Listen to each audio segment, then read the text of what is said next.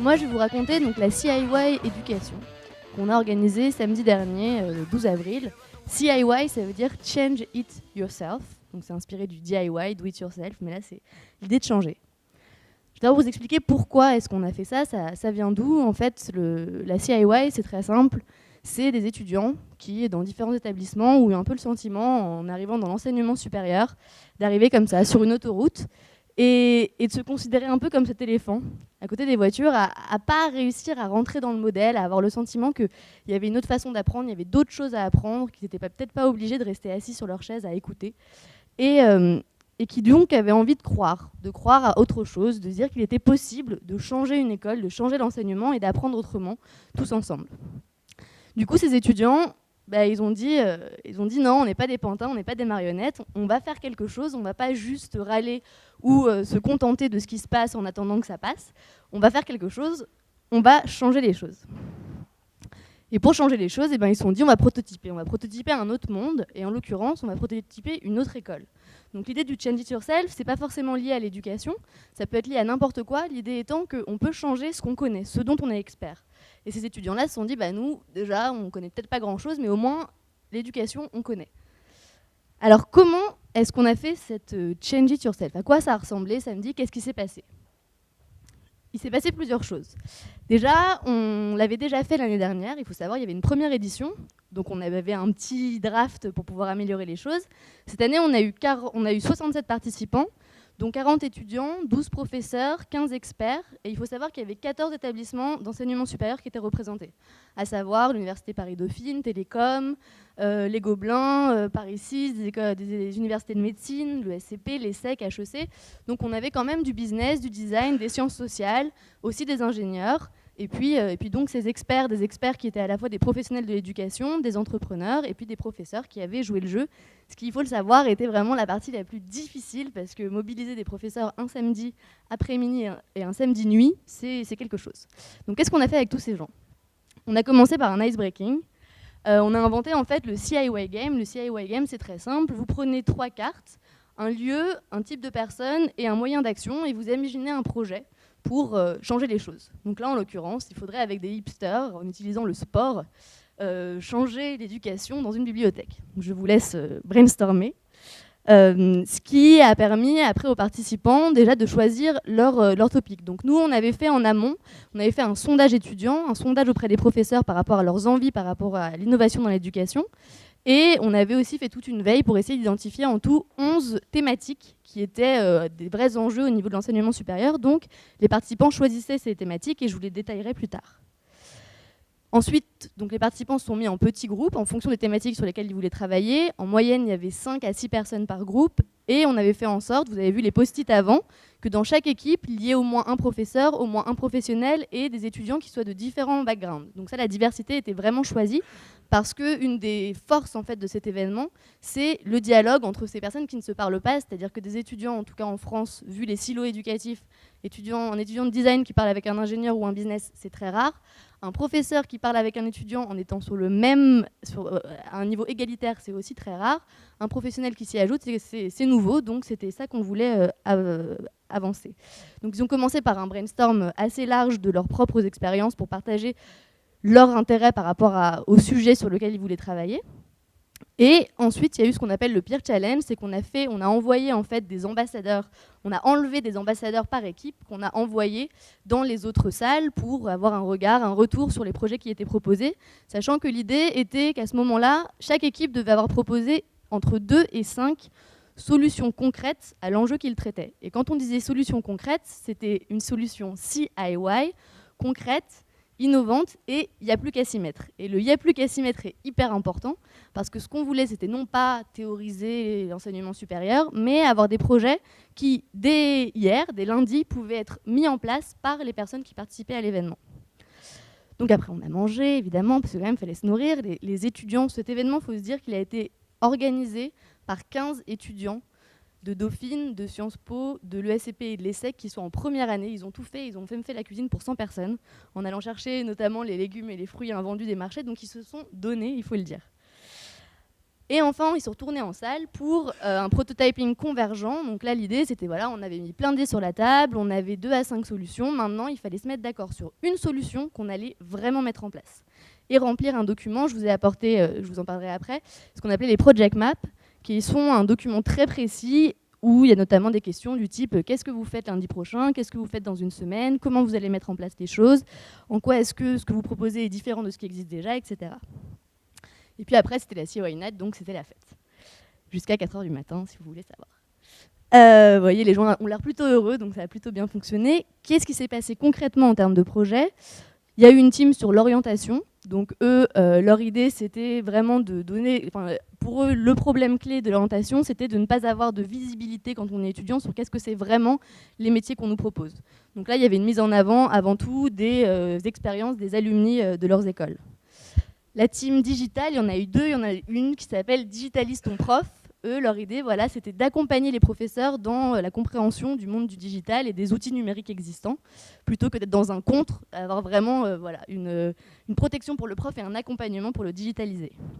Une autre team digitale a eu beaucoup d'idées en termes de noms de projets, Yellow, Clavardage, Clavi, Universe, Beyond the MOOC, Interaction Booster, donc c'était très créatif.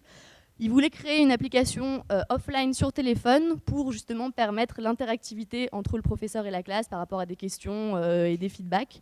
Je vous avoue, je n'ai pas très bien compris leur projet, mais ils étaient très convaincus. La team évaluation, c'était l'innovation comme vecteur de motivation. Donc, ils voulaient réinventer les critères d'évaluation pour plutôt inciter les étudiants à progresser plutôt qu'à se sentir tout le temps systématiquement rabaissés. Encore une fois, j'ai imprimé toutes les project maps. Donc, si vous avez envie d'aller en détail, vu que j'ai très peu de temps, juste 10 minutes, je ne peux pas tout vous détailler. Mais voilà, donc là, dans la team, vous avez à droite un professeur, Aurélien Saïdi, vous avez FX qui est de Dauphine, vous avez Iman qui est de Dauphine ici, et vous avez Julien qui est de Chapter de Télécom Paris. Donc des teams vraiment mixtes. Il y a eu la team innovation sociétale. Donc là, l'idée, c'était comment est-ce qu'on peut enseigner, dans les établissements d'enseignement supérieur, comment on peut y intégrer les questions d'entrepreneuriat social, d'économie collaborative et toutes les problématiques émergentes qui sont souvent en émergence justement. Et étant donné le système éducatif, ça met souvent à peu près 2 ans pour avoir un nouveau cours. Donc comment est-ce qu'on peut intégrer ça et mettre plus d'éthique ?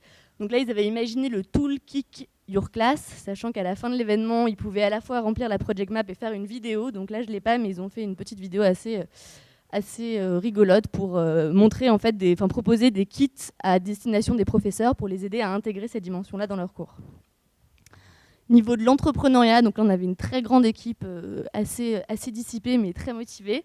Start Now, eux, leur projet c'est de créer une plateforme la plus simple possible qui permette à des étudiants, un peu comme comme des plateformes comme KissKissBankBank où vous proposez un projet à financer. Là l'idée c'est des étudiants qui proposent des projets pour rechercher des compétences d'autres étudiants qui pourraient les aider concrètement. Donc c'est un peu le mythique des étudiants transdisciplinaires autour de projets entrepreneuriaux. Transdisciplinarité, justement, c'était aussi un sujet sur lequel une équipe a planché. C'était EduSwap, le cercle d'étudiants échangistes. Donc ils étaient assez bons en branding. Là, ils voulaient faire une sorte de trade school, en fait, un troc de connaissances entre étudiants de différentes écoles qui, dans un événement festif, un peu en mode after school, les étudiants deviennent professeurs pour d'autres étudiants d'autres disciplines et s'enseignent les uns les autres leurs compétences. On avait une team bien-être, parce que le bien-être, c'est aussi un sujet dans l'enseignement supérieur. Ils ont imaginé le projet Game Dating. C'était notamment des étudiants et des professeurs qui étaient issus du milieu universitaire et qui nous expliquaient, qui nous expliquaient qu'à l'université, c'était assez compliqué en fait, de rencontrer des gens, que le lien social était assez rare et que finalement, on était très nombreux dans des grands halls à se croiser et qu'on ne se rencontrait pas. Et donc, quand ils ont joué au CIY Game, justement, ça leur a donné l'idée du jeu de société. Ils se sont dit, c'est génial, on va créer des moments de jeu de société où les étudiants entre eux, mais aussi les professeurs et le staff peuvent se rencontrer et innover et créer du lien. On a eu aussi la team nouveau cours, donc là, voilà, c'était l'idée de se dire, si on devait créer quelque chose de nouveau dans l'école, qu'est-ce que ça donnerait ? Alors, ils ont eu, le tweet est un peu long, mais globalement, leur idée, c'était qu'il y avait des professeurs qui étaient assez doués pour mettre des images, créer des métaphores autour des sujets qu'ils enseignaient, qui marquaient les étudiants et qui leur donnaient vraiment la possibilité de comprendre ce dont il s'agissait. Et donc, il voulait identifier tous ces professeurs, toutes ces idées métaphoriques que les professeurs proposaient, et les mettre sur une plateforme pour qu'elles puissent aider d'autres étudiants qui ne comprennent pas forcément ce qu'on leur enseigne, mais qui, avec ces images fortes, peuvent s'en sortir. Par exemple, il nous avait donné l'exemple d'un professeur qui essayait d'expliquer l'attraction pour le produit dans le business et qui avait mis une fraise tagada sur son bureau pendant tout un cours avec des étudiants qui salivaient face aux fraises tagada pendant tout le cours et qui leur avait expliqué que voilà, c'était ça, le fait de donner envie avec le marketing. C'était l'exemple. Quelques petites citations de participants qu'on a eues. La première, c'est la citation d'un étudiant qui, lui, a été particulièrement touché par la diversité, justement, et la possibilité de discuter avec des étudiants d'autres univers, avec des professeurs. Il était vraiment épaté de pouvoir rester 8 heures avec un professeur, à lui dire tout ce qu'il avait sur le cœur et à entendre lui aussi sa version de ce qu'était l'école. Un professeur qui, en fait, à la fin, on a montré une vidéo que vous connaissez peut-être qui s'appelle First Follower. C'est un type à San Francisco sur une place assez connue qui danse un peu comme un débile, et puis il y a un autre type qui arrive qui danse comme un débile, et un troisième qui arrive, et finalement il y a une foule de 100 personnes qui viennent danser, et à côté il y a un commentaire qui explique que le leadership, c'est ça, c'est d'avoir un premier follower qui vient et qui croit en vous, et puis ça crée un mouvement. Et donc voilà, donc son point c'était génial cet événement, mais comment je vais trouver mon first follower pour pouvoir créer le changement dans mon école. Et enfin, un entrepreneur qui nous a dit qu'il avait été un peu hacké par l'événement parce que l'événement durait de 16h à minuit et que lui, il pensait partir dîner dans sa famille et finalement, ça a bien fonctionné. Donc il y a une vraie émulation qui s'est créée pendant cette nuit. On a aussi appris plein de choses pour pouvoir améliorer l'événement l'année prochaine, notamment en termes de méthodologie et d'accompagnement de projet pour la mise en place des choses, parce que là, on crée une équipe pour mettre en place les projets, mais on peut peut-être travailler davantage en amont pour améliorer ça. Et puis si vous avez envie de porter ces projets dans vos établissements, c'est en ça qu'on est open. Open Experience Education, ça correspond bien. Et donc l'événement, la première partie c'était la CIY Night, c'était le 12 avril, donc samedi. Et le 15 mai, on fait le CIY Day où vous êtes bien sûr tous invités. L'idée, cette fois-ci, ce sera non seulement de raconter un peu qu'est-ce qui s'est passé avec ces 9 projets qui ont émergé pendant la nuit, et aussi de mettre en avant plein d'initiatives qui existent déjà, parce que peut-être que vous les connaissez, mais un certain nombre des projets qui sont présents ici, il y a déjà des entreprises ou des écoles qui mettent en place des outils qui sont similaires, et donc l'idée c'est de les mettre en avant.